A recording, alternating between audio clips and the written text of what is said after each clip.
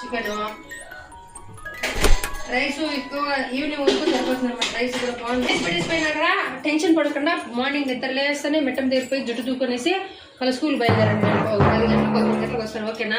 ఇప్పుడు వెళ్ళి మళ్ళీ పొద్దున్నకి వచ్చేస్తా కదా, ఈరోజే కదా ఊర్లోకి పోయేది. అన్ని చెప్తాను. హస్బెండ్ ఈడ ఆడ మళ్ళీ చికెన్ రైస్ అదంతా ఉంది కదా, ఎందుకు అలా చెప్తాను? ఎన్ని చెప్పినా మీరు మర్చిపోతారు కదమ్మా. నేను గుర్తు చేసినా కూడా మర్చిపోతారు. నేను ఊరికి వెళ్ళినా కూడా మళ్ళీ ప్రశాంతంగా ఉన్నాను. ఏది 2 అవర్లు అయినా కానీ వెళ్ళాలన్నా, పెళ్లికి వెళ్ళాలన్నా ఇంట్లో పనులంతా చేసి వెళ్తే కానీ సగం పనులు అవ్వవు అన్నమాట. అలా చేయడం వల్ల నాకు చాలా లేట్ అయిపోయింది మ్యారేజ్కి వెళ్ళడం.